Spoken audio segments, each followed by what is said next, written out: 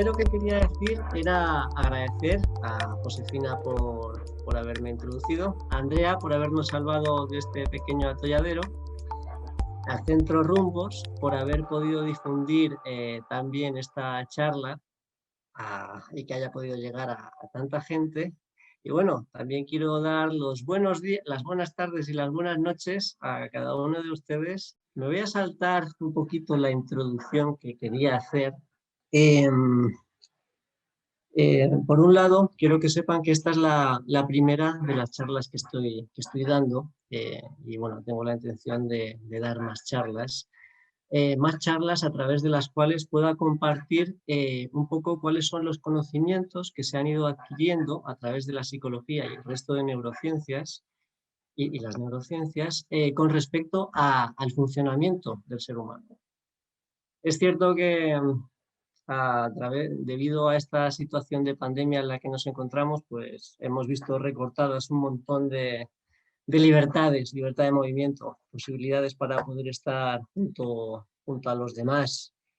Y bueno, si bien es cierto que nos ha dificultado mucho la vida en muchos sentidos, también me gustaría que hiciéramos un poquito la reflexión y que nos demos cuenta de cuál es la capacidad de adaptación que tenemos los seres humanos como personas. Si bien es cierto que nos hemos podido quedar con limitaciones y no podemos movernos y estar en contacto con todas las personas que queremos, nos hemos ideado 1000 formas posibles para poder estar en contacto con ellas. Y es así que han surgido, se han potenciado, han mejorado tanto las herramientas tecnológicas hasta el punto de poder permitirnos estar cerca los unos de los otros y sobre todo, quiero hacer un inciso en esto, nos está permitiendo compartir conocimientos y crear conocimientos a pesar de las distancias. Entonces, inspirado en esta idea, es que a mí me ha surgido la motivación de poder transmitir mis conocimientos a todo aquel que esté interesado en conocer cuáles son los descubrimientos que se han alcanzado a través de las neurociencias y de la psicología, intentando bajar un poquito las palabras tan complicadas que pueden tener en muchas ocasiones, haciéndolo útil y comprensible para todo el mundo. Para todo el mundo, independientemente de la edad.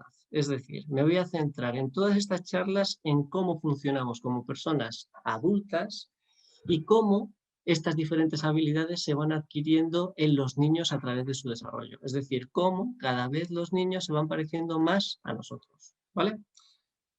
Bueno, para hacerlos un poquito más comprensible y para que vayáis entendiendo un poquito mejor cuál es el contenido de lo que os voy a contar, he hecho este pequeño índice. Primero, me gustaría que nos fijáramos un poquito en este índice para que entendáis un poquito cómo os voy a transmitir la información y en qué orden.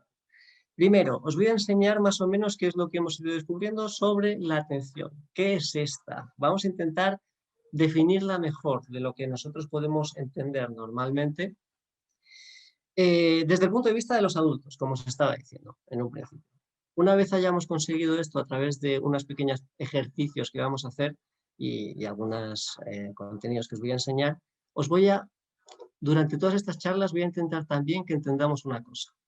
Todos los procesos mentales, todos ellos, son producto del cerebro. Así que me gustaría que empezarais a relacionarlo de la siguiente manera. Imaginaros, la digestión es al sistema digestivo como los productos mentales, como la actividad mental es al cerebro.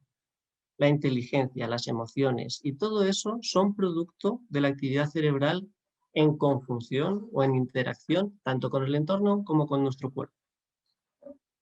Para ello os explicaré cuáles son estas regiones cerebrales que se encargan de producir los diferentes fenómenos atencionales de forma coordinada. Tranquilos, va a ser muy sencillito, van a ser unas pocas diapositivas, no os asustéis. Después de eso, ya nos iremos adentrando un poquito también en la segunda parte, en el segundo propósito de esta charla. Este propósito es el de ir enseñando cómo los niños desde pequeños van adquiriendo las habilidades, las capacidades atencionales, y no solo esas, pero nos vamos a centrar en esta ocasión en la atención, cómo van adquiriendo esas habilidades para poder desenvolverse y relacionarse con el entorno cada vez mejor y cada vez de forma más similar a la que lo hacemos nosotros. Después de haberos enseñado o haberos comentado, mostrado algunas de las particularidades de los niños en cada una de estas etapas y algunas cosillas más, pasaremos o pasaré a explicaros o a daros algunas pautas que os pueden ayudar para favorecer un adecuado desarrollo de estas habilidades atencionales, pero no solo de esto. O sea, no solo sería para los niños, para nosotros también. Todo va a estar siempre en relación con todos, ¿vale? La primera parte, que es la atención, tipos y otras particularidades. Como os dije, en un principio os voy a presentar un par de vídeos que tengo con la intención de que podáis entender un poquito mejor cómo se produce la atención en nosotros para que vayamos adquiriendo todos estos conocimientos de una forma más significativa. A ver, quiero que hagáis lo que os pide este vídeo, ¿de acuerdo?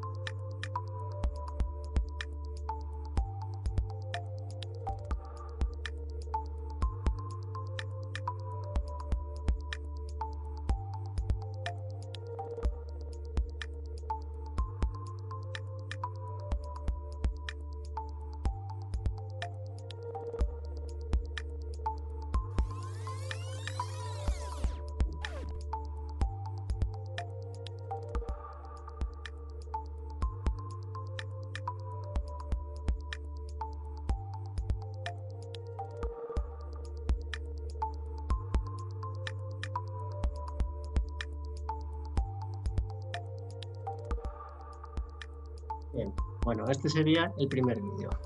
Vamos a ir al siguiente.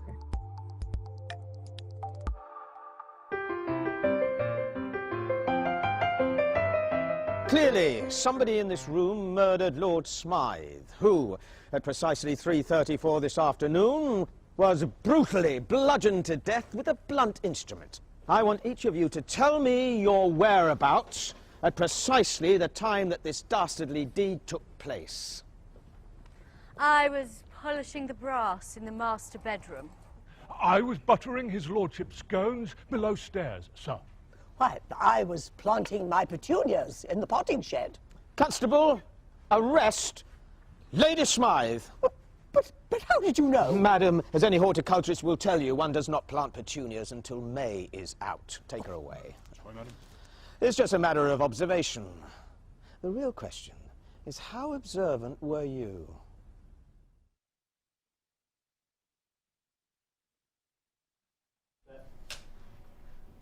Action. Clearly, somebody in this room murdered Lord Smythe, who, at precisely 3:34 this afternoon, was brutally bludgeoned to death with a blunt instrument. I want each of you to tell me your whereabouts at precisely the time that this dastardly deed took place. I was polishing the brass in the master bedroom. I was buttering his lordship's scones below stairs, sir. Why, I was planting my petunias in the potting shed. Constable, arrest Lady Smythe.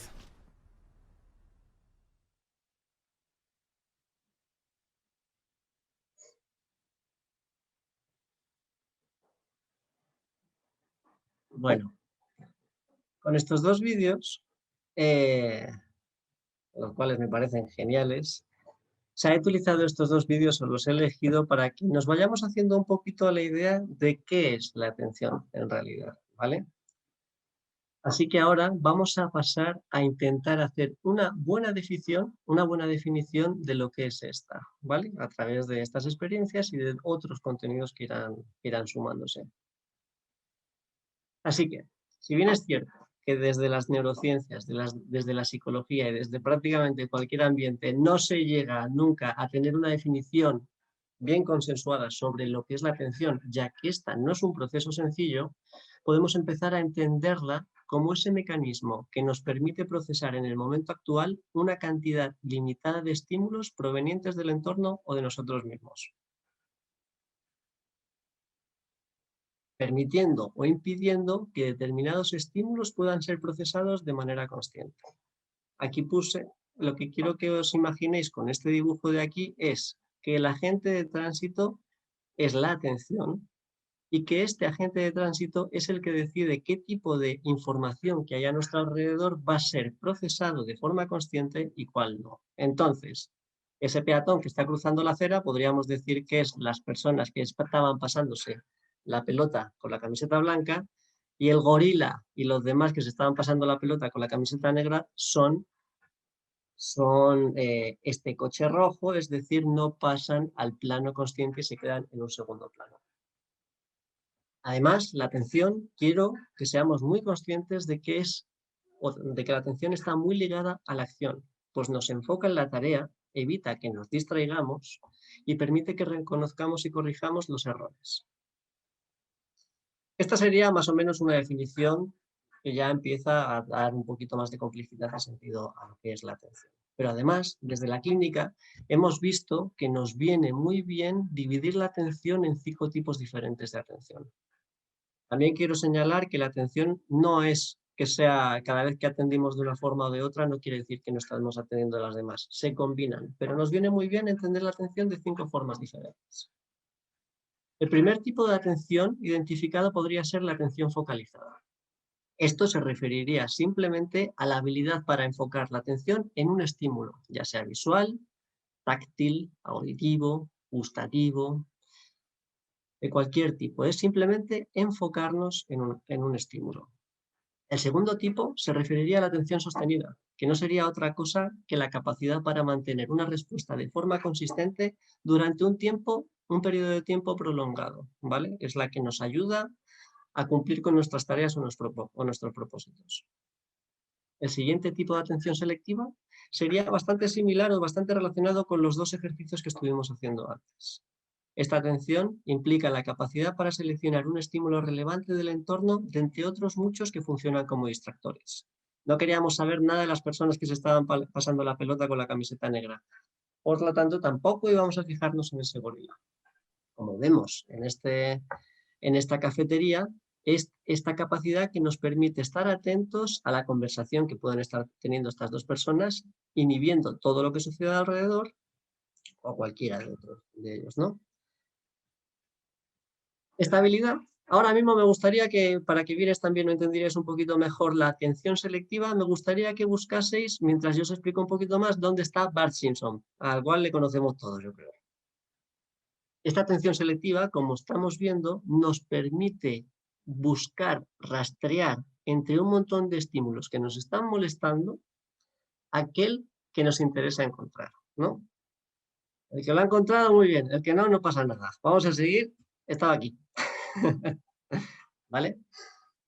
Venga. El siguiente tipo de atención que somos capaces de mantener sería la atención alternante. Esta se refiere a la capacidad para cambiar de una tarea a otra de forma constante sin perder el hilo de donde habíamos dejado la atención, la tarea anterior, ¿vale? Así que podemos retomar las tareas que íbamos dejando un poquito de lado en el lugar donde las habíamos dejado. La cosa es que este ya es un tipo de atención que exige bastante esfuerzo cognitivo y muchas veces cuando nosotros estamos muy enfrascados en una de las tareas podemos olvidar las demás. Es esa una de las razones por las cuales nos toca tantas veces limpiar la cocina. El siguiente tipo de atención y el último identificado de esta forma a través de la clínica sería la atención dividida. Esto se refiere a la habilidad que tenemos para hacer o para atender a más de un estímulo o tarea a la vez. Como bien sabéis, muchas veces es muy difícil de hacer eso.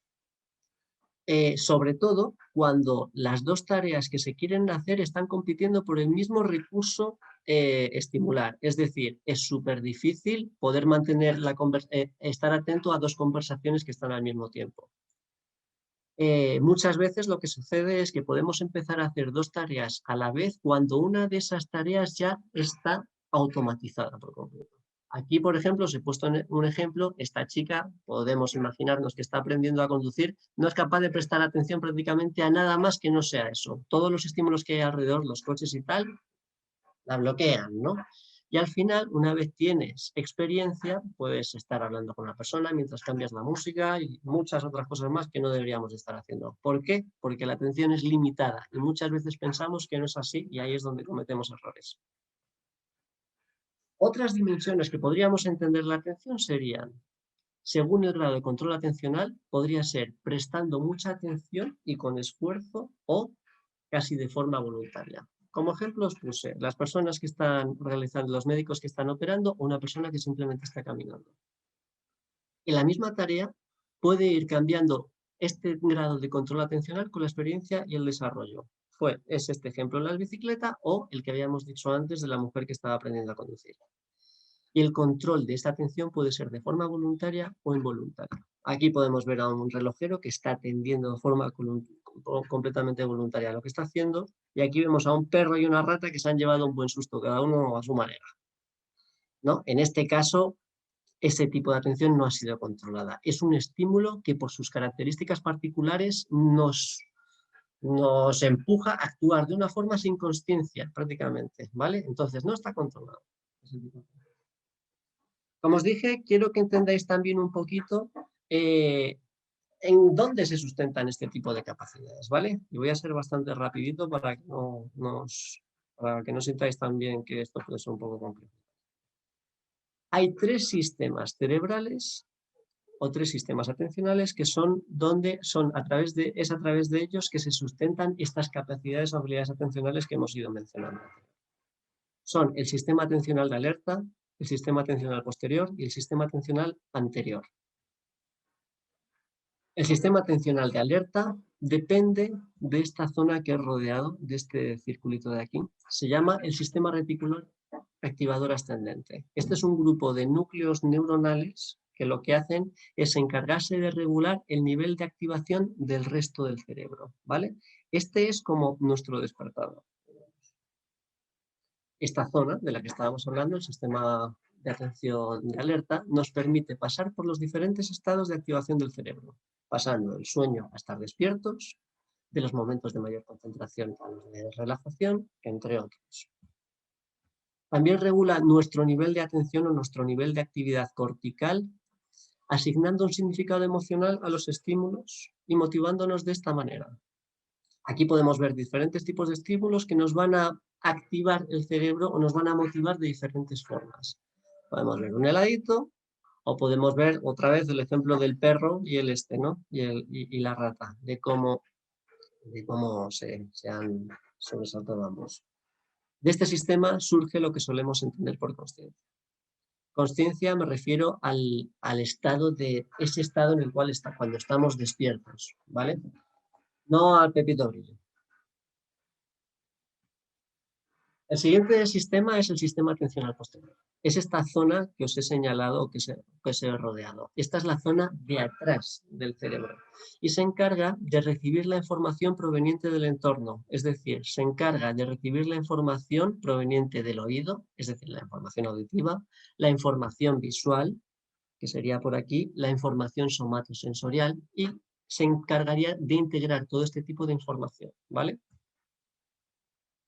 Al integrar toda esa información junta, lo que hace es proporcionarnos una suerte de mapa sensorial que nos ayuda a ubicarnos en ese entorno, a orientarnos hacia los estímulos prioritarios en nuestro entorno y a dirigir la atención a los mismos. Es decir, este sistema atencional posterior es el que nos permite explorar y percibir la información de nuestro alrededor.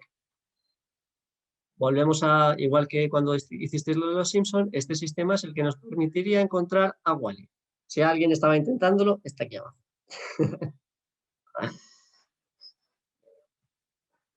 El tercer sistema es el sistema atencional anterior. Es esta zona que tenemos aquí. Este sistema es un sistema especial. Esta zona es la zona que más nos diferencia del resto de animales. Es decir, el lóbulo frontal es el lóbulo que más ha evolucionado en nosotros en comparación al resto de animales y el que nos ha hecho cambiar tanto, ¿no? El que ha logrado que adquiramos tantas habilidades que los demás animales parecen no tener. Este sistema atencional anterior tiene amplias conexiones con los dos sistemas anteriores y los dirige. Así que me gustaría que imaginarais este sistema como un director de orquesta que va dirigiendo a todos los componentes de la orquesta para que suene adecuadamente la melodía, o como un ejecutivo que va dando las órdenes a los diferentes participantes para que salga bien la tarea. Este sistema anterior nos permite ejercer, por tanto, un control voluntario sobre la atención y, por tanto, sobre la conducta. Además, controla el cambio del foco de atención y realiza cualquier tarea de supervisión. Aquí, por ejemplo, el sistema atencional anterior dirigiría al posterior, que es el que nos permite explorar, para buscar de forma intencionada dentro del entorno lo que nos interesa.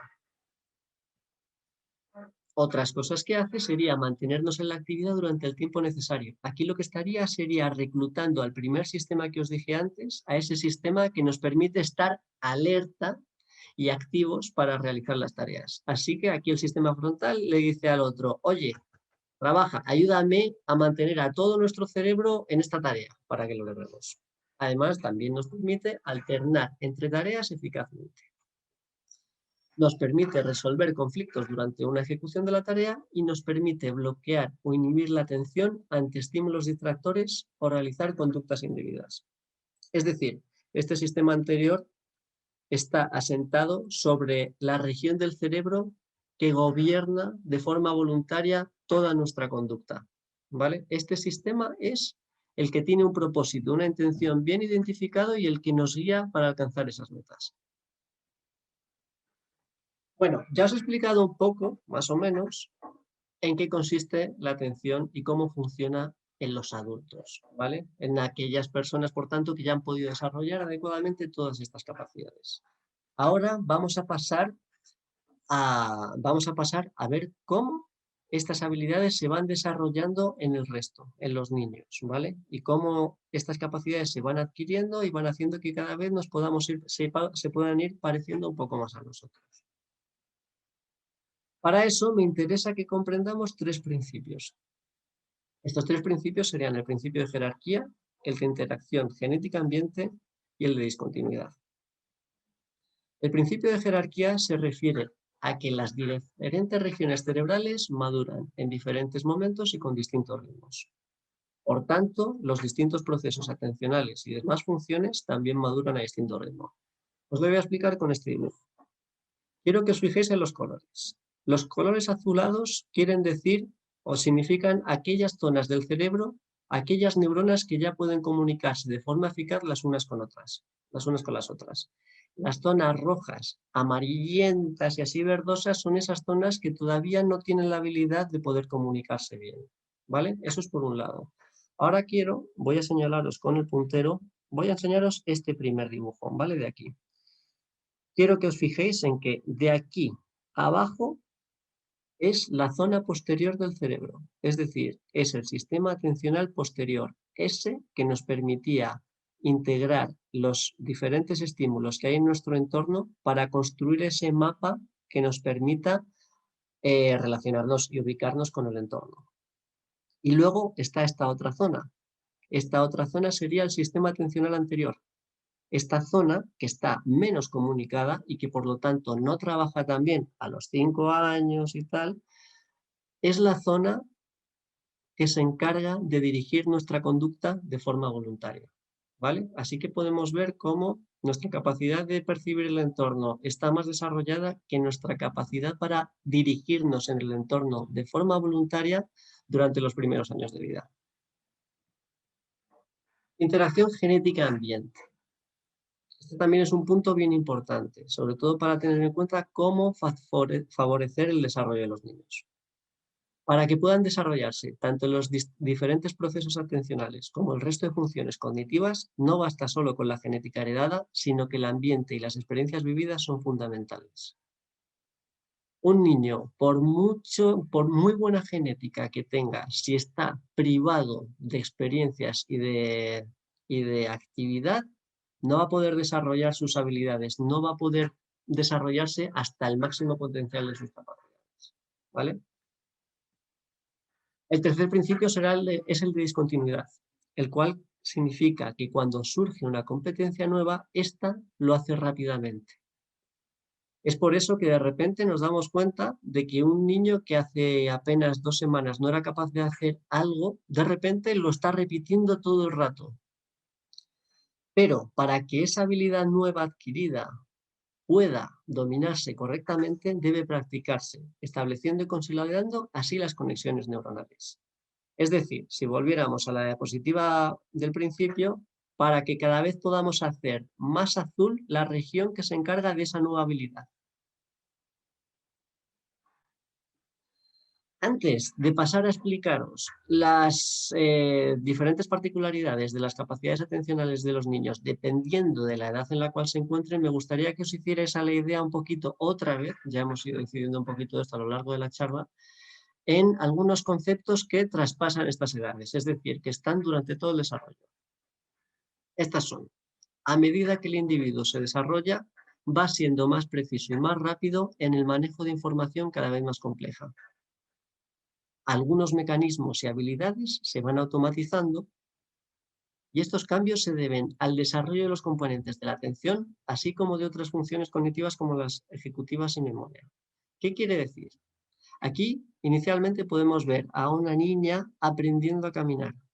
Al principio, la información que tiene que controlar el equilibrio, mover una patita y luego la siguiente, sostenida por las manos de su padre, toda esa información todavía no está bien adquirida. Esa información, sin embargo, luego está tan automatizada que el niño puede correr, dar cabrilas y hacer muchas más cosas sin ningún esfuerzo en comparación al esfuerzo que estaba haciendo esta niña anteriormente. Lo mismo pasa con otras habilidades, con la habilidad de lectura. Primero los niños empiezan a percibir diferentes dibujos en el papel, empiezan a practicar los garabatos, digamos, van adquiriendo capacidades o habilidades poco a poco y esas previas que les costaban tal vez tanto en un principio se van automatizando y les van permitiendo pasar al siguiente estadio, ¿vale? Al siguiente nivel. Y así es constantemente, digamos. Además, con la progresiva maduración de la corteza prefrontal, la atención va pasando de ser automática a estar más controlada, mejorando la selección del estímulo al que se desea atender e inhibiendo los irrelevantes. Es lo que os había dicho antes con esta imagen. La parte anterior de percibir los estímulos que hay en nuestro entorno ya está más o menos desarrollado. La anterior, que es la que nos permite dirigir de forma voluntaria nuestra conducta, no. Entonces, como vemos en el dibujo, este niño se distrae constantemente por la pantalla y no es capaz de comerse el plato tan rápidamente como a nosotros nos gustaría. ¿Por qué? Porque hay estímulos en su entorno que compiten con el estímulo o con la tarea que debería de estar haciendo. Y entonces, de forma automática, el niño desvía su atención. Y a medida que va creciendo, esta capacidad de inhibir esas conductas o estos distractores va mejorando. Vale. Antes de adentrarnos en los diferentes estadios de los niños, antes de adentrarnos en cuáles son las capacidades atencionales de los niños en cada uno de estos estadios, me gustaría incidir en esto. Los niños tienen cada uno un desarrollo diferente, ¿vale? Y eso no quiere decir que esté teniendo problemas un niño necesariamente. O sea, tendrían que ser muy llamativas como para empezar a plantearnos si hay algún problema. A mí, por lo visto, me dijeron que yo hasta los 3 años no decía nada, ni mu. Y en un principio, pues mira, ahora hablo bastante, así que no tiene por qué ser malo. Simplemente hay que respetar los ritmos de cada uno de esos niños. Entonces, vamos a empezar.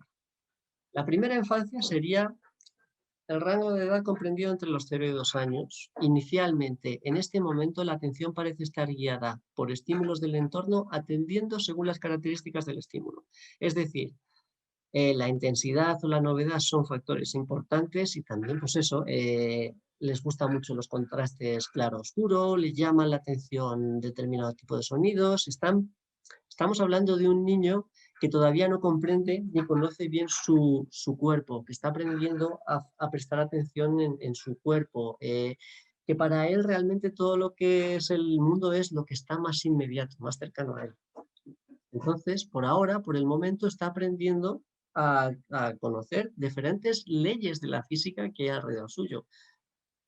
Por eso, por ejemplo, podemos ver cómo les gusta tanto a los niños tirar un objeto al suelo constantemente. ¿Por qué? Porque está ahí viendo la ley, está comprendiendo, conociendo de forma inconsciente la ley de la gravedad, por ejemplo. ¿Vale? Estamos en esa etapa. Aquí, en esta etapa, empiezan a poder cambiar el foco de atención de un estímulo a otro.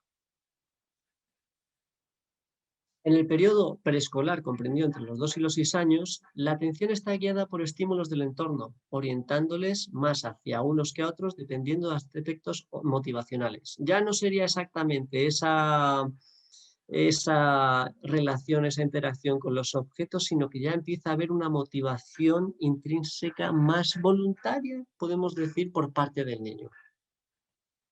Hacia los 4 años, el niño comienza a rastrear su entorno de forma activa, estableciéndose bien esta capacidad a los 5 o 6 años, más o menos. A los 5 años ya pueden realizar una tarea atencional durante unos 14 minutos. Para que entendamos esto, nosotros los adultos somos capaces de mantener la atención de forma eficiente y eficaz durante alrededor de unos 50-45 minutos. A partir de ahí ya empieza a decaer. En el caso de un niño es mucho menos. Es decir, su atención sostenida está todavía muy poquito desarrollada en comparación a la nuestra. También empiezan a mejorar su habilidad para dirigir la atención a lo relevante e inhibir distractores. Es decir, esta parte de delante ya está empezando a tener un poquito de eficiencia, ya están empezando a comunicarse algunas regiones neuronales para poder dirigir de forma voluntaria la conducta. Cambian el foco atencional de un aspecto del estímulo a otro con mayor precisión. Por eso que pueden empezar, por ejemplo, a hacer puzzles con mayor soltura. El cambio del control externo al interno, es decir, de la dependencia de los estímulos a la intencionalidad intrínseca del niño para buscar cosas, está asociado con los cambios en la motivación. El desarrollo de estos depende en gran parte de la experiencia social del niño, porque aquí hay una cosa que me gustaría reflejar. El ser humano, al igual que muchos otros animales, es social. Entonces, los niños, una de sus características o uno de los diseños que hay genéticamente programados en nosotros es el de desarrollar habilidades que les permitan relacionarse de forma adecuada con los demás. Es por eso que las relaciones sociales son tan motivadoras para ellos. Y es por eso que aprenden tantas cosas a través de estas. El periodo escolar, comprendido entre los 6 y los 12 años, en este periodo la capacidad para focalizar la atención está completamente desarrollada a los 7 años. Es decir, ahora a esta edad ya sí que son capaces de focalizar su atención de forma plena en los diferentes elementos o estímulos que hay a su alrededor. Antes todavía tenían dificultades para poder enfocar en ellos con detalle. Entre los 7 y 9 años sigue incrementando la atención sostenida. A partir de esta edad tiene lugar el aumento de la velocidad de procesamiento, que también viene acompañada de tantas cosas que se han automatizado, que influye positivamente en la ejecución de las tareas atencionales. Entre los 9 y los 12 años maduran los procesos de control atencional, es decir, seguimos, es un continuo caminar hacia ese mayor dominio de las capacidades atencionales. A partir de los 12 años, la atención selectiva ya no experimenta grandes cambios en el niño. Ya tienen un nivel equiparable al nuestro. Es por eso que en este momento, pues ya si quieres realmente, o sea, tareas que pueden ser interesantes o que ellos ya hacen realmente son unos clasificadores. Desde antes, esto no es cierto, desde antes los niños intentan comprender el mundo a través de la clasificación. Y aquí ya son expertos a la hora de distinguir entre unos y dirigir su atención buscando las cosas a través de sus objetivos. La adolescencia, ya estamos en la última etapa. Como el desarrollo de la corteza prefrontal es el último que se produce, la maduración de sus responsabilidades, como el control inhibitorio, también. En este estadio, además, guían su atención hacia la búsqueda de situaciones que les ayuden a construir su identidad. Es por eso que los adolescentes en esta edad están buscando experiencias y novedades que les ayuden constantemente que les vayan ayudando a crear esa propia identidad, y ya que todavía no tienen un control inhibitorio muy desarrollado, tan desarrollado como nosotros, este tipo de experiencias es más frecuente en ellos que en nosotros, aunque a nosotros nos están gustando. Los otros procesos atencionales siguen mejorando hasta alcanzar en la adolescencia tardía niveles de ejecución similares a los de adulto. Aquí ya prácticamente sus capacidades atencionales son iguales a las nuestras. Y bueno, si bien no lo he puesto en este PowerPoint, podemos decir que realmente el desarrollo de las diferentes capacidades atencionales, pero también del resto de funciones cognitivas, puede llegar a estar madurando o desarrollándose hasta más o menos los 30 años. Ahí luego vendrá un tiempo de estabilidad y luego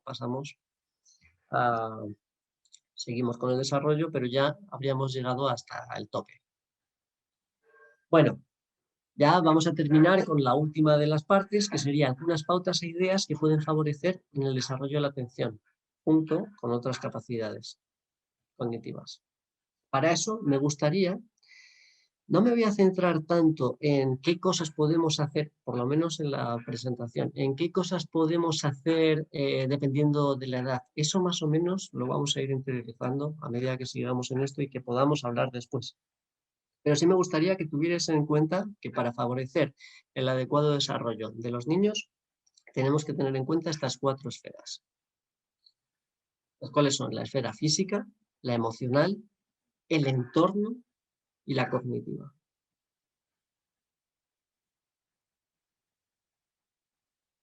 La esfera física. A lo que me refiero con esta esfera es que para que un niño pueda desenvolverse, interactuar de la mejor forma posible con el entorno y de esa forma adquirir las capacidades o las habilidades de la mejor forma posible, es necesario que el niño esté en las mejores condiciones posibles. Para eso se necesita de un buen dormir. Los niños, además, este tipo de cosas, estos ritmos, estos ciclos del sueño y tal, no son exactamente iguales a los nuestros y necesitan realmente de unas rutinas que puedan ayudarles a descansar adecuadamente, al igual que todos nosotros, pero ellos siguen siendo más dependientes de esto. Ya os digo, estas recomendaciones nos sirven a todos, ¿vale? Hidratación, necesitan beber, necesitan realmente que su cuerpo pueda transportar los diferentes nutrientes y necesitan que su cuerpo pueda estar, o sea, para que el cuerpo de una persona esté bien, necesita estar bien descansado, necesita estar bien hidratado, necesita tener una buena alimentación, una alimentación variada, ya que necesitamos de todos los elementos, necesitamos de una gran cantidad de elementos para poder nutrirnos de forma adecuada y que así nuestro sistema se vaya regenerando y vaya creciendo y desarrollándose de la mejor forma posible. Es decir, el combustible que le pongas a tu vehículo es fundamental para que el vehículo pueda funcionar de la mejor forma posible. Es decir, en este sentido me gustaría incidir sobre que en esta sociedad actual la alimentación no es buena y se abusa de muchas cosas que no son precisamente buenas o adecuadas. Una de ellas son los procesados y el azúcar. También me gustaría que comprendieseis que tenemos 2 ciclos, el ciclo de inspirar e inhalar y el de exhalar o expirar, para que nos entendamos. Quiero que os imaginéis a los niños de esta forma, a través de 2 ciclos, el ciclo de inhalar y el de exhalar. También podríamos decirlo anabolismo, catabolismo, de muchas formas, pero esto es lo siguiente. Inhalar. En este momento los niños necesitan recuperar energías, necesitan descansar, necesitan asimilar las cosas que han podido hacer, necesitan un tiempo de reposo para sí mismos. Y también hay que respetar los ritmos de exhalar. Es decir, tenemos que entender cuáles son o cómo gastan su energía, cuáles son sus ritmos y respetarlos, en cierto sentido, pero también poniéndoles un orden, una rutina. Y bueno, luego un último aspecto de esta esfera física me gustaría que fuera el de la actividad física. Tenemos que tener en cuenta que nosotros somos animales y que la forma que tenemos para poder relacionarnos adecuadamente con el entorno es a través del movimiento. Somos animales que tienen que estar en constante movimiento para poder relacionarnos adecuadamente y poder desarrollarnos. Y esto pasa en los niños y pasa en todos. De todas maneras, me gustaría poneros un consejo, que esto puede venir bastante bien para cuando los niños tienen que ir al colegio, por ejemplo. Ya os he dicho antes que las regiones cerebrales de los niños están madurando y por lo tanto no están igual desarrolladas que nosotros, y una buena forma para lograr que los niños puedan ir en plenas condiciones o con su sistema atencional bien activado es la de que vayan o permitirles que hagan ejercicio antes de empezar la clase.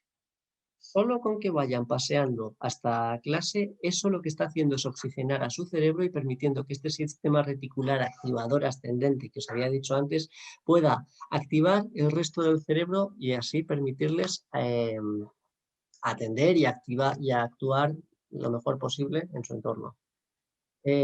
Para los que van en coche hasta el colegio, bueno, pues una idea que podría estar bastante bien simplemente es, en vez de aparcar en la puerta del colegio, aparcar algunas cuadras o manzanas antes para que estos niños tengan la oportunidad de ir un poquito más predispuestos a aprender. La siguiente esfera sería la del entorno. Como os había dicho antes, es necesario tener un ambiente rico en estímulos que les permita así tener actividades que les permitan explorar y desarrollarse. Pero tampoco es bueno que sea un entorno sobrecargado. Hay un punto en el cual ahí ya no hay beneficios y puede haber, en vez de beneficios, algunas complicaciones, ya que un espacio sobreestimulado hace que cueste atender a una sola cosa y que los procesos se vayan viendo interrumpidos. Hay que permitir contextos en donde puedan aprender de forma individual y conjunta. Los niños aprenden a través de estas dos formas y dependiendo de la forma aprenderán unas cosas u otras, ¿vale? Así que hay que poder permitirles o brindarles la oportunidad de disfrutar de varias ocasiones como estas.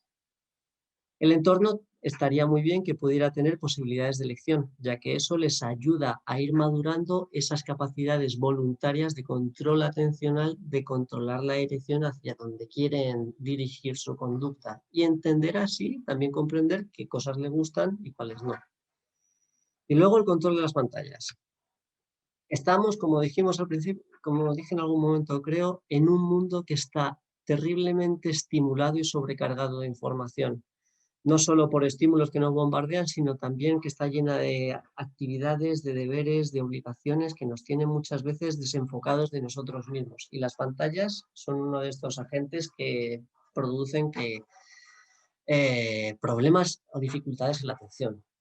Entonces, para los niños, a los niños hay que controlarles las pantallas. No quiero demonizar las pantallas, porque a través de las pantallas se pueden adquirir capacidades o conocimientos que están muy bien. Sin embargo, si los niños abusan de estas pantallas, se pierde la oportunidad de estar haciendo otras cosas que tal vez podrían ser bastante más beneficiosas para ellos. Si queréis, luego después cuando estemos reflexionando podemos volver un poquito a esto, porque la verdad es que tiene bastante material. La siguiente esfera, la esfera cognitiva, en esta habrá algunas cosas en combinación o que también coincidirán con la anterior. Quiero incidir en que el juego es uno de los lenguajes naturales para la adquisición de conocimientos y para el desarrollo de las habilidades atencionales o cualquier otra en los niños.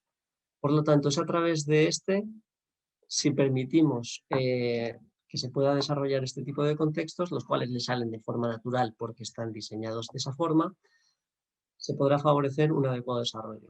Cosas que podemos aconsejar hacer para ayudarles serían diferentes actividades, como puede ser la clasificación, ayudándoles así a mejorar en la atención selectiva y a poder distinguir las diferencias entre las diferentes cosas del mundo que les rodea, a rastrear, hacer memorices, pintar, deportes. Otra forma interesante para mejorar las capacidades intencionales sería a través de la meditación y la atención plena. A mí me gustaría que entendiésemos que la experiencia, como habíamos explicado antes, que la experiencia previa actúa como base para poder adquirir o poder seguir desarrollándonos en las diferentes habilidades o capacidades. Y bueno, el nivel de alerta. Hay que tener que la atención fluctúa a lo largo del día y que cuanto más pequeño es el niño, más vulnerable es al cansancio. La última esfera sería la emocional motivacional. Aquí volvemos a incidir. El juego es uno de los principales reclamos, es una de las principales herramientas que tienen los niños para la adquisición de habilidades. Así que esto es importante. Luego, hay que permitirles aburrirse. ¿Por qué? Porque ante esa situación que es desagradable para ellos, lo que está sucediendo es que su cuerpo, o su mente, o su sistema, les está diciendo, no me gusta esta situación en la que estamos, habrá que salir de ella. Es decir, ahí lo que estamos haciendo es potenciar su poder de iniciativa, su capacidad para buscar entre los elementos que hay a su alrededor para encontrar algo que pueda ser divertido para ellos. Es decir, de esta forma estimulamos la atención selectiva y la creatividad, entre otras muchas cosas. Y luego, quiero que entendamos que cualquier situación en la cual esté un niño puede ser una oportunidad para favorecer el desarrollo tanto de sus capacidades atencionales como de cualquiera otra de las habilidades. Aquí, por ejemplo, os ponía las crisis emocionales. Las crisis se pueden utilizar como la oportunidad para el aprendizaje y la identificación, atención y gestión de las emociones. A lo que me refiero con esto es, cuando un niño tiene un berrinche, cuando le cuesta mucho controlar esas emociones, probablemente una de las mejores soluciones no es intentar acallar esa emoción y conseguir que la niegue o que la ignore. No, porque así lo que estamos haciendo es no permitirle al niño a enfrentarse a esas emociones, a identificarlas y por lo tanto a gestionarlas. Todas las emociones tienen un propósito.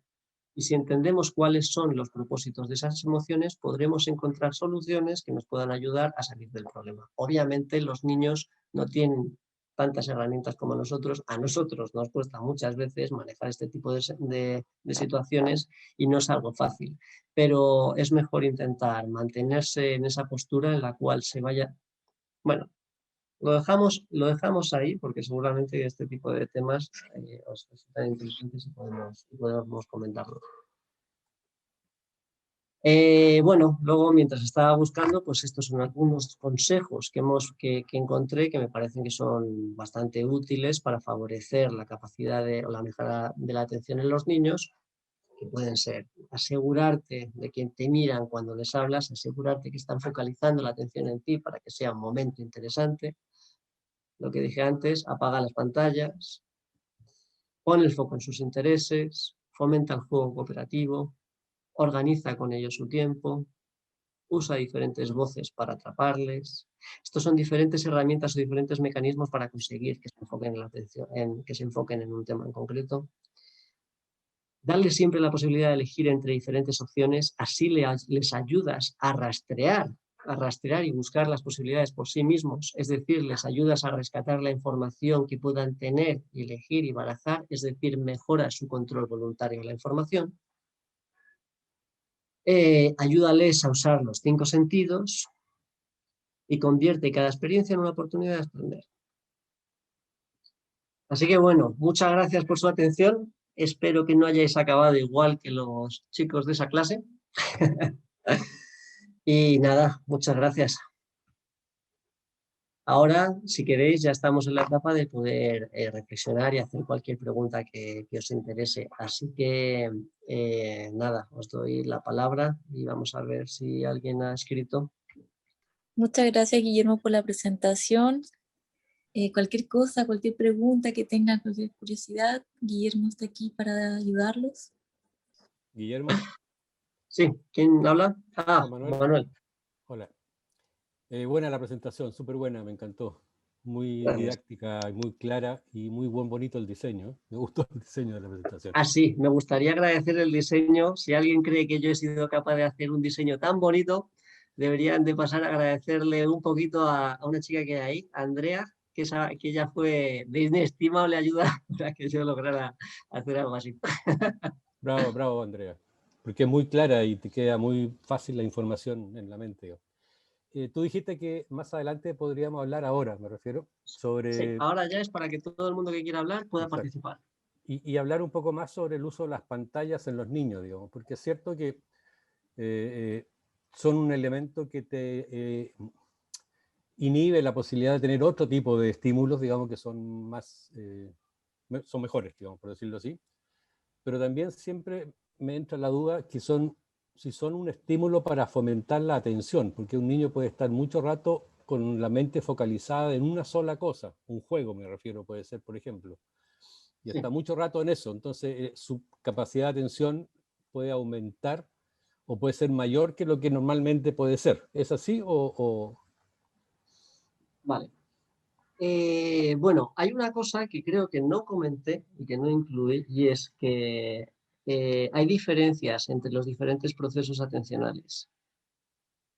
Los procesos atencionales que corresponden al sistema atencional anterior que comenté antes, que es el que dirige la conducta de forma voluntaria, inhibiendo algunas respuestas automáticas y demás, o manteniéndonos la atención de forma bien enfocada, intentando comprender, es más difícil de mantener. Es decir, nosotros podemos estar atendiendo sin mucho esfuerzo o con bastante esfuerzo. ¿Y qué es lo que pasa con las pantallas? Porque es cierto que podemos ver a los niños atendiendo a esas pantallas durante tanto tiempo. Lo que está sucediendo es que la capacidad, o sea, la calidad de la atención que están teniendo es bastante, suele ser bastante pasiva. Es decir, el procesamiento de la información que está viendo ahí, cuando estamos viendo tantos estímulos o tantas cosas seguidas, es como un bombardeo de estímulos diferentes a través de una pantalla, no es una que lleve o que implique demasiado esfuerzo. Es una actividad bastante pasiva que no les permite a los niños en realidad incorporar de forma significativa lo que están viendo. Es lo que nos pasa a nosotros también. Nosotros si tenemos que construir algo, una tarea o cualquier cosa y tenemos que ponernos al ordenador a los 50 minutos, una hora, o cuando estamos atendiendo e intentando aprender, cuando ha pasado una hora ya nos cuesta, pero nosotros también podemos estar a la pantalla de un celular o de un móvil durante horas, ¿no? Esa es una de las razones. Entonces, si bien es cierto que se pueden aprender muchísimas cosas a través de las pantallas, que los niños pueden interactuar con las pantallas, no es lo mismo usar el dedito para ir seleccionando diferentes cosas que estar jugando con cualquier otra cosa y utilizar todo tu cuerpo.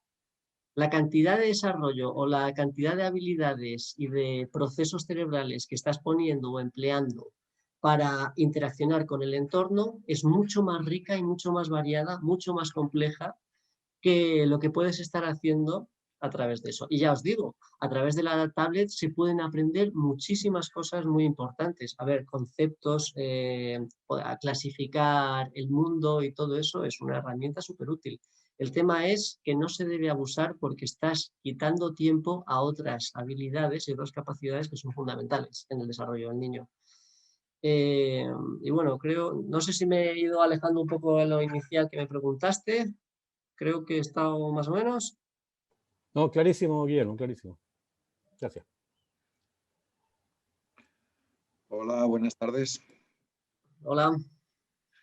Bueno, enhorabuena por la presentación, me ha gustado mucho. Tengo varias preguntas. Yo las largo, luego me dices si contestas todas o alguna o dejamos que otra gente pregunte.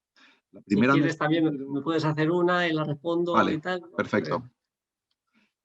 La primera no es exactamente sobre la atención. Me ha sorprendido que cuando hablas de las distintas etapas, hablas de adolescencia entre los 12 y los 20 años. En mi época se hablaba de adolescencia entre los 12 y los 16. ¿Este criterio es solo para tema atencional? ¿Es genérico? Y si es genérico, ¿por qué ahora ha cambiado eso? ¿Ha cambiado el criterio o es que el tipo de vida hace que los adolescentes, la adolescencia dure hasta los 20 y la juventud hasta los 30 que se van de casa? Esa sería la primera pregunta. No sé la forma en la cual no sé cuáles eran los criterios anteriores para determinar a ver, aquí, además de yo, si hay alguien que crea saber la respuesta, porque tenemos también un equipo de psicólogos por aquí bastante interesante, a mí no se me ocurre muy bien las razones por las cuales hicieron ese criterio, pero sí que es cierto que, como os comenté antes, hay algunas capacidades, tanto atencionales como de otras funciones cognitivas, que no se han desarrollado todavía y que no son equiparables a las del adulto, a los 16 años. Entonces, bueno, pues de los 14 a los 16, de los 12 a los 16, si eres adolescente, de los 16 a los 20 sigues teniendo diferencias con respecto al adulto. Y bueno, si analizamos e interpretamos un poquito el significado de lo que significa adolescente, que es como ese que sufre, ¿no? que está buscando su identidad todavía y tal, yo me atrevería a decir que dejé de serlo hace no demasiado. No, hombre, no. Pero bueno, sigue en un proceso de búsqueda de su identidad que todavía puede hacer. Si ese es uno de los criterios para clasificar a alguien como dentro de la adolescencia, pues me parece adecuado. Guillermo, ¿Sí? Susana, que no tengo bien acá la cámara, pero también, bueno, también hay algo que hay que reconocer, que se conoce mucho más sobre el funcionamiento cerebral y cómo ciertas funciones se van consolidando. Entonces se sabe actualmente que la adolescencia también se prolonga porque hay ciertas funciones que no están consolidadas a los 16 años, ¿no? Antiguamente no se sabía tanto, entonces también las exigencias para un muchacho de 16 años eran distintas. Nosotros nos fijábamos más porque ya era grande, porque era capaz de procrear, porque ya trabajaban. Entonces el criterio estaba más determinado por eso, por las cosas que hacían, por las funciones que podían hacer. Pero efectivamente igual eran niños, ¿no? Y yo creo que la mayoría de la gente que es mayor, que recuerda sus 16 años, se da cuenta que le tocó enfrentar una vida como de adulto muy joven, ¿no? A ver, Nacho, ¿querías hacer alguna pregunta más? Sí, la siguiente es ya un poco más sobre la atención. La pregunta es sobre los animales. Todos hemos visto animalitos en laboratorios haciendo juegos para coger el plátano, etcétera, juegos de lógica que en un principio, digamos, tienen más nivel atencional o más inteligencia que un niño de 2 o 3 años. No lo sé. ¿En qué momento, digamos, el niño ya sobrepasa, adelanta con ese nivel atencional a los animales? Porque los animales al principio, un chimpancé parece que hace cosas mejor que un niño, pero llega un momento en que ya el niño le sobrepasa. Eso Vale, tiene que ver, creo, con ello. yo de esa forma se me ocurre intentar interpretar el desarrollo del niño en comparación con el de los animales de la siguiente forma. Los animales, digamos que su capacidad para elegir diferentes tipos de conductas es bastante más reducida en nosotros, ¿no? Es decir, los animales que no tienen habilidades o capacidades mentales como las nuestras, como puede ser la de autoconciencia, la de flexibilidad, la de, no sé, un montón de funciones, ellos tienen un programa genético que les permite hacer determinadas cosas y necesitan poco tiempo a través del aprendizaje para adquirirlas. Los animales, los mamíferos, lo hacen a través del juego, ¿no? Practican al igual que nosotros. Es un mecanismo que tenemos en común con ellos. Entonces, los animales, ¿qué es lo que pasa? Bueno, como no tienen tantos grados de libertad para actuar de tantas formas diferentes como nosotros y como no son conscientes de ellos mismos de la misma forma que somos nosotros, ellos, pues eso, tienen un tiempo breve de adquisición de las habilidades típicas de su especie y cuando ese tiempo ha terminado, ya han adquirido las habilidades que tienen. Pueden ser, si son animales que han sido capaces, que tienen un sistema cognitivo lo suficientemente sofisticado para entender bien relaciones de causa y efecto, es decir, ante este tipo de causa que puedo ver, puede pasar esta cosa. Así que yo puedo hacer tal vez alguna cosilla e interactuar a través del aprendizaje con el entorno. A nosotros nos cuesta muchísimo más. Estamos hablando de que la adquisición de todas nuestras habilidades termina prácticamente a los 30 años, podemos decir, hasta que hemos madurado por completo. Entonces, si bien es cierto que en algunas cosas como resolución de problemas, un animalito, es que hay algunos animalitos que son capaces de resolver esos problemas que viven 2 años y nosotros en 2 años simplemente hemos aprendido a empezar.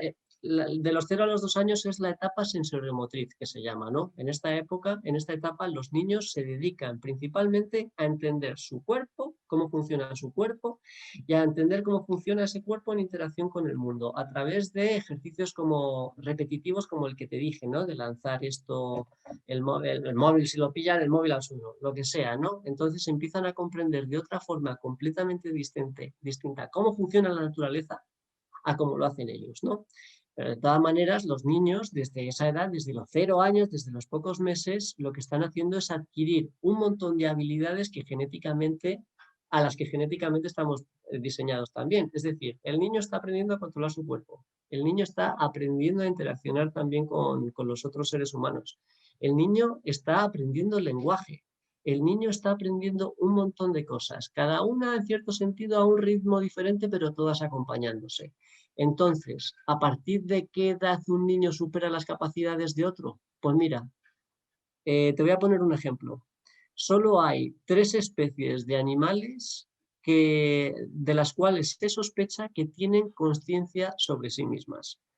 Estas 3 especies son el elefante, el chimpancé y el delfín. ¿Y cómo han podido descubrir eso? ¿O cómo los científicos creen demostrar que estos animales tienen autoconciencia de sí mismos? Pues a estos animales, en el momento en el cual están dormidos, lo que hacen es pintarles, por ejemplo, aquí una marca, ¿no? Y entonces les ponen enfrente de un espejo. Y ese animal, de repente, cuando se ve en ese espejo, dice, tengo una mancha. Y son los únicos animales de todo el reino animal que intentan, junto a nosotros, que intentan borrarse eso. ¿Qué es lo que pasa con el niño? El niño a la edad de... no me acuerdo cuándo. Seguro que alguno de los que están aquí lo recuerdan, pero el niño muy pronto, en el niño surge la conciencia de sí mismo, empieza a identificarse en el espejo y además aparece también junto, más o menos al mismo tiempo, junto con la sensación de vergüenza. Es decir, ahí el niño ya ha superado a esos otros animales, creo, tal vez no sé Los si 2 tendrán años, vergüenza. ¿Cuántos? 2, 3 años, 2, el 3 años. estadio de la autonomía de su vergüenza, 2, 3 años, y el estadio del espejo también se da cerca de la primera Entonces, infancia. vale. Entonces, si estamos comparando a un niño con los animales en cuanto a la capacidad para comprenderse o la conciencia de sí mismo, el niño supera al resto de animales del reino animal a esa edad. Depende de lo que estemos hablando, el niño será capaz de superar al resto de especies tal vez a diferentes edades. Muy bien, muchas gracias. Guille, es súper claro todo, se nota que tienes un manejo importante de información y se agradece la voluntad y la buena forma en que has querido transmitirla para todos, porque son temas complejos, o sea, no es fácil hablar de neurociencias a la ligera y tratar de bajarlo a algo coloquial. Y uno de los elementos que me gustó mucho que pusiste en la presentación también era el ciclo de inhalar y exhalar, que hicimos como esa analogía, que por el tiempo yo me di cuenta que estabas como más apurado porque sentías que de pronto no ibas a alcanzar, pero me parece súper interesante ese ejercicio de darse cuenta que nuestros procesos atencionales tienen un ciclo, o sea, no estamos atendiendo todo el tiempo de manera como focalizada, todo el tiempo, sí estamos atendiendo a distintas cosas todo el tiempo, pero cuando queremos focalizar cierta atención en hacer tareas como más, no sé, académicas o cosas así, tiene un ciclo. Entonces los niños también tienen un ciclo. Por ejemplo, si todos inhalásemos, así como, y se llenan los pulmones, llega un momento que si sigues inhalando, es demasiado y no puedes, tienes que soltarlo, ¿cierto? Entonces, para cargarnos energía y poder atender, el inhalar tiene que ver con dormir, con comer, con hacer actividades tranquilas, y cuando estamos inhalando con ese tipo de actividades, llega un momento en que el cuerpo quiera moverse, ¿no? Y es como, ya cargué energía, y ahora me puedo mover, quiero hacer actividades de correr, cocinar, moverme, bailar, ordenar la habitación que tenía desordenada, y luego que te cansas, dices, quiero comer, quiero siesta, quiero volver a descansar un poquito, ver televisión, y empieza a inhalar otra vez, ¿no? En ese ciclo de inhalar y exhalar, que tenemos un ciclo de subida y de bajada. Entonces los procesos atencionales, guía en ese sentido, me imagino que cada tarea tiene un proceso atencional asociado. Entonces, será mejor hacer ciertos tipos de actividades relacionadas a la atención cuando estamos inhalando y otros cuando estamos exhalando, ¿no? Deporte será bueno cuando tenemos un buen nivel de energía y tal, pero cuando queremos estudiar, será bueno hacerlo en el ciclo de inhalar, cuando ya gastamos esa energía y volvemos a estar en calma, ¿no? Sí. Que que en el fondo a veces no respetamos en qué momento del día estamos y nos ponemos encima un montón de tareas que no tienen que ver con lo que podemos hacer, y después uno dice, pero ¿por qué estoy tan distraído? ¿Por qué no puedo prestar atención? A lo mejor estamos deshidratados, a lo mejor al niño le dimos un súper chute de azúcar con un pastel de chocolate y está en nivel exhalación máxima, ¿no? Y no está pudiendo atender tampoco. De ahí O la los importancia. adultos, digamos, también. O sea, perdón, muchas gracias, Andrea. Quería agradecer también la presencia de las personas que están desde España, que allá deben ser las 10 de la noche, así que muchas gracias. Y también me gustaría leer algunos mensajes que le han dejado a Guillermo. Por ejemplo, Natalia Muñoz le escribió muchas gracias, excelente presentación. Alex Kastner, muchas gracias. Julio, muy buena presentación, muchas gracias. Y María Elena dijo, la atención creo que depende en primer lugar del centro de interés, que depende de la edad, a partir de esto se empieza a interactuar. Y Silvia Bley, muchas gracias por la presentación. Atención muy didáctico, muchas gracias, te ponen, Guillermo. Y Borja tenía la mano levantada, no sé si quiere decir algo. Sí, gracias, Josefina. Muchas gracias, Guillermo, Guille. La verdad es que me ha gustado porque escuchándote, normalmente hablamos siempre de la neurología y la atención en los mayores. Y la verdad es que tú te metes en YouTube y te pones a ver charlas y siempre es la neurología en los mayores, pero no en los pequeños. Y escuchándote y también con lo que decía Andrea, es muy curioso porque si no hubieses contado todo lo que has contado diciendo que es para niños, yo me hubiese visto ahí. Porque ahora mismo, con el confinamiento,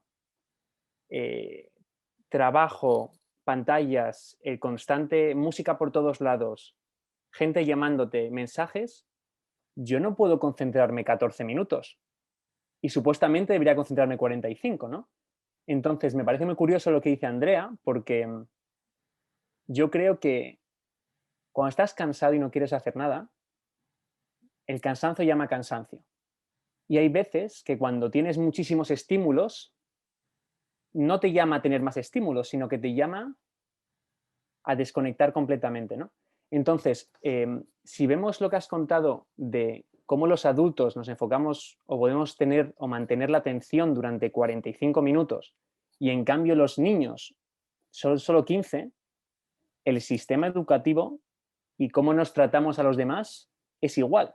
Las clases son de 1 hora desde los 4 años hasta los 30 que te sacas el doctorado. Es lo mismo, es la misma estructura. Entonces, una pregunta sería, ¿cómo crees que podríamos intentar traerlo a la educación? ¿Cómo poder conseguir no sobreestimular?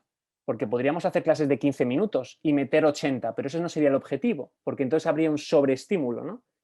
¿Cómo conseguir a cada edad compartimentar esa atención, pero compaginarla con relacionarte socialmente, con aburrirte para potenciar la creatividad, ¿no? ¿Cómo conseguir meter esto en la educación?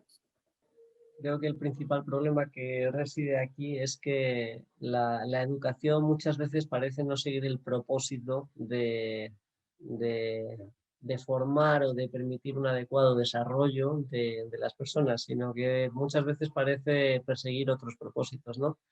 Como tú dices, había una viñeta de la cual siempre me acuerdo mucho cuando hablamos del sistema educativo. Esta viñeta es una viñeta en la cual hay un examinador puesto en una mesa, ¿no? Y tiene delante un mono, un pez en una pecera, un elefante, una jirafa y otro animal. ¿Y cuál es la prueba? Subir un árbol.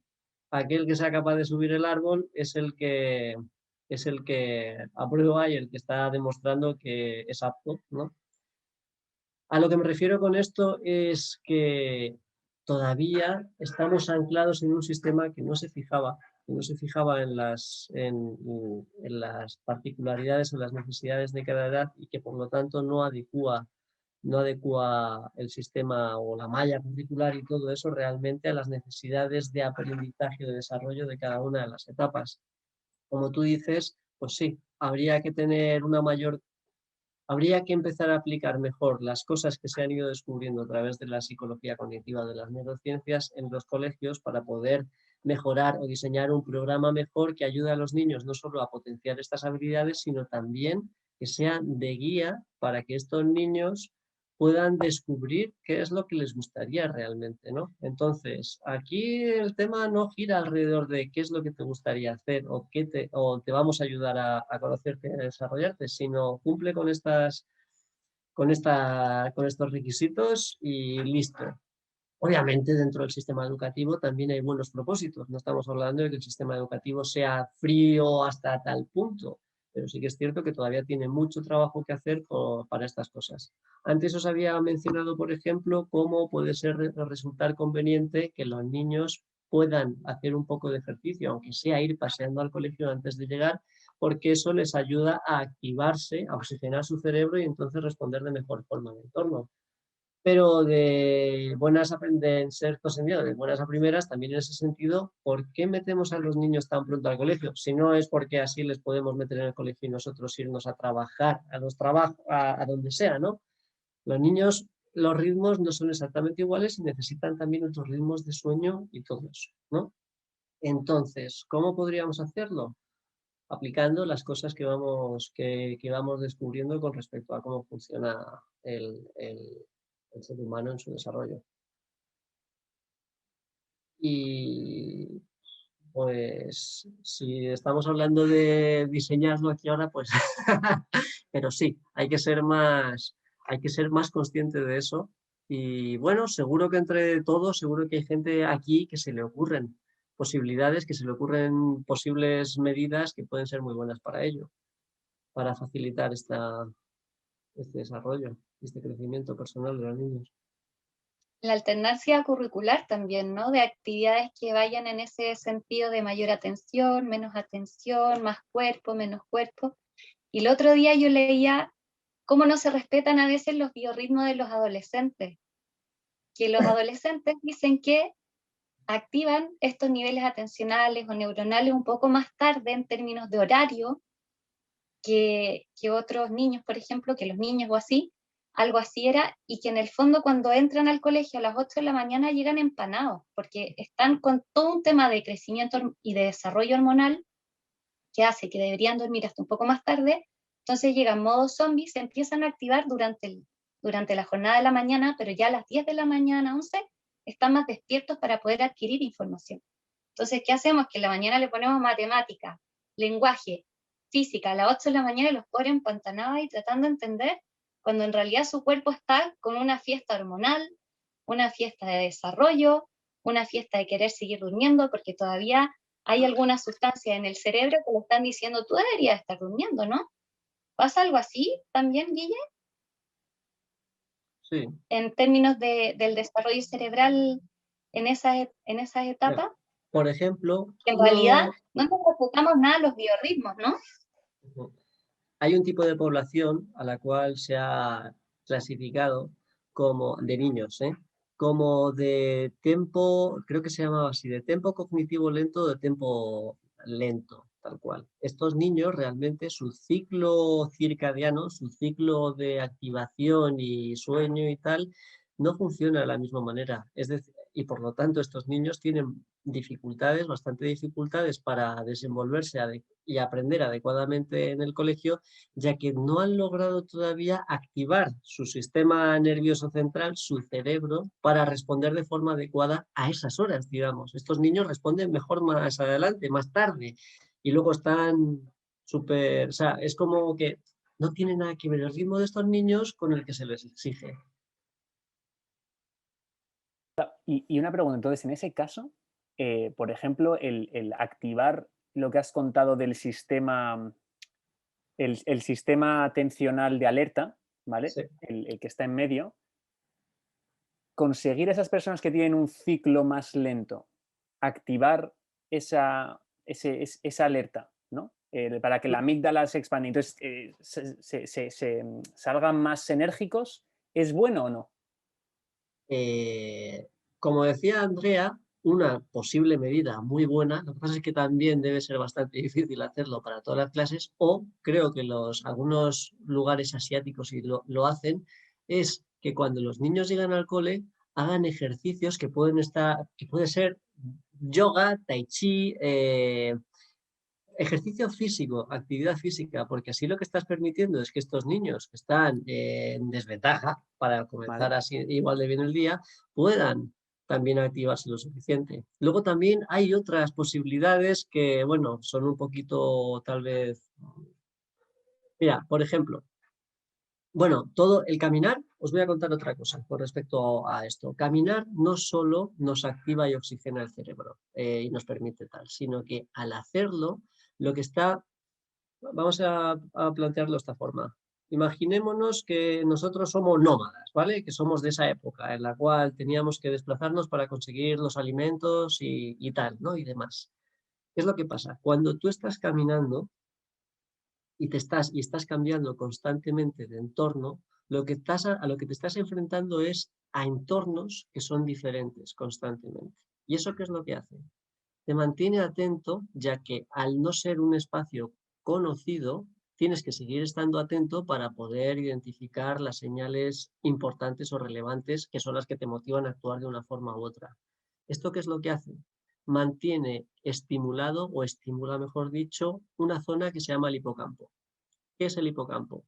El hipocampo es esa región del cerebro que nos permite codificar y organizar, bueno, junto con la actividad de la corteza prefrontal, codificar los nuevos aprendizajes, los nuevos elementos, y que una vez codificados, poco a poco irán viajando a otras regiones cerebrales para ya quedarse almacenados y asentados. Es decir, el hipocampo es crucial para el aprendizaje, sobre todo de acontecimientos que podemos recordar de forma evidente. Además, el hipocampo tiene otra particularidad. Es una de las pocas regiones del cerebro que durante toda nuestra vida, durante toda nuestra vida se producen o nacen nuevas neuronas.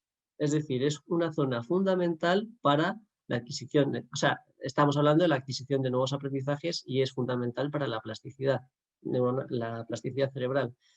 Entonces, si tú a los niños les haces caminar y les haces ejercicio y tal, lo que estás haciendo es estimular y oxigenar todo el cerebro, pero además preparando o activando esa zona que es el hipocampo que nos permite codificar adecuadamente las cosas que estamos aprendiendo, ¿va?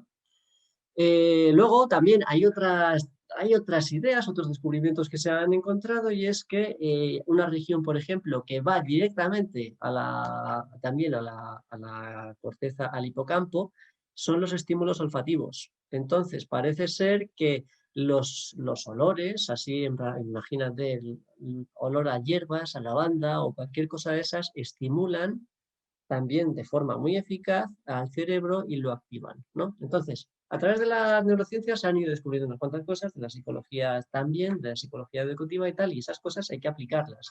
Y como estábamos hablando, la activación del cerebro es algo que se puede lograr fácilmente a través de algunas conductas, como estas que estábamos contando. Hola, enhorabuena por la presentación, súper interesante. Yo te quería hacer una pregunta, sobre los niños que tienen trastorno de déficit de atención. Sí, claro, si existe algún tipo aparte de los medicamentos que se dan, de terapia o de formas para mejorar esa atención. Para mejorar esa atención. Vale, o sea, los niños con problemas de hiperactividad y atención lo que tienen principalmente es una dificultad añadida en comparación a los otros en cuanto al control de los estímulos, ¿no? De las conductas. Son niños muy, muy motrices y bueno, yo creo que a través de un poquito de la experiencia de trabajo y tal, hay que respetar, como estábamos diciendo antes, también un poco los ritmos de los niños y saber que estos niños pueden ser clasificados y tal porque también se alejan de lo requerido o de lo exigido, ¿no? A los niños a este tipo de niños, pues hay que ayudarles a ir adquiriendo estas capacidades de control a través del entrenamiento, a través de diferentes ejercicios. Eso les ayuda a ir pudiendo adquirir un control cada vez mayor. De todas maneras, bueno, pues también, o sea, no podemos desechar también que en algunos casos puede ser necesario la ayuda de otro tipo de tratamientos, pero en cuanto a terapia, en cuanto a rehabilitación, o mejor dicho, estimulación cognitiva para adquirir un mayor control de su voluntad, ¿no? Y por lo tanto de la atención, sí que hay formas de trabajar para que estos niños puedan ir adquiriéndola. Algunas de las medidas que se pueden tomar cuando estás con estos niños es, ya que estos niños tienen tantas dificultades para no distraerse con los estímulos que hay alrededor, pues en el trabajo o por ejemplo, en casa, cuando conoces a un niño y conoces más o menos el ambiente en el cual vive en casa y tal, pues lo que se puede hacer es reestructurar un poquito el entorno en el cual está este niño para que sea más fácil. Es decir, estos niños no pueden estar en un lugar, por ejemplo, sobreestimulado. Eso les vuelve locos. Estarían todo el rato de un sitio a otro dando bandazos. Entonces, controlando el entorno, ahí les estás ayudando un poco. Cuando preparas unas tareas, cuando les das una organización a su vida, cuando creas unas rutinas, cuando les permites también, obviamente, actuar por sí mismos y elegir, y sobre todo a través muchas veces del movimiento, podemos conseguir que estos niños se vayan enfocando. Y bueno, hay mucho más que se puede decir con respecto a qué cosas se pueden hacer con este tipo de niños. Además, en cuanto a este tema del TDAH, es uno de los temas que estaba barajando trabajar en otro momento. Y si hay gente interesada en el... te dice que en el cole hace ejercicios. Claro que sí. Muy bien. Eso que... Ay, se me ha ido un poco. Pero bueno, me interesaría, si estáis interesados los demás en trabajar sobre este tema, pues poder hacer una charla.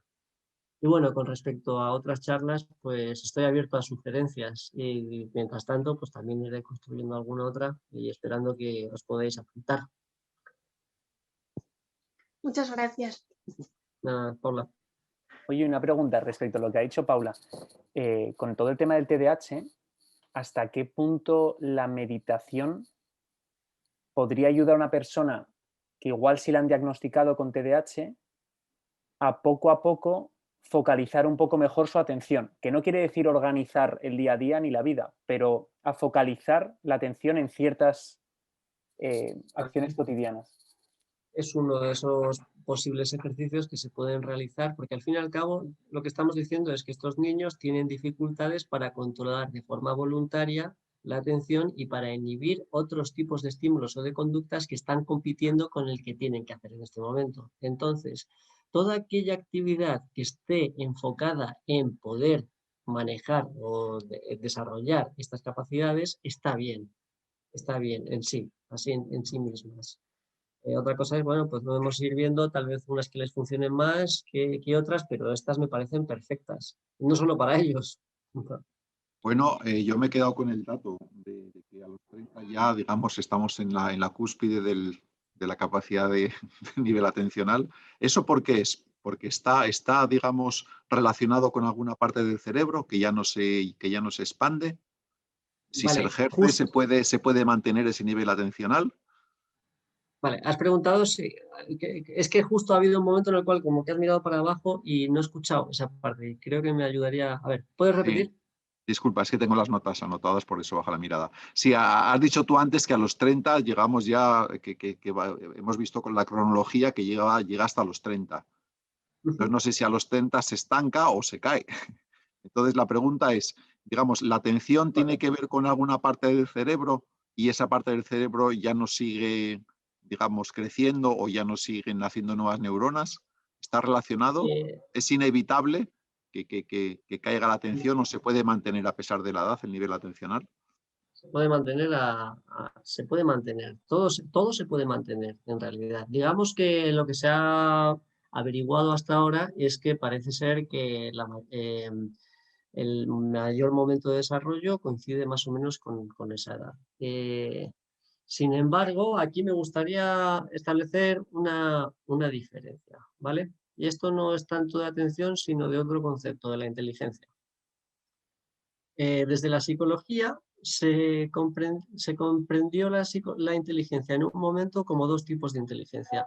Una sería la inteligencia fluida y la inteligencia cristalizada.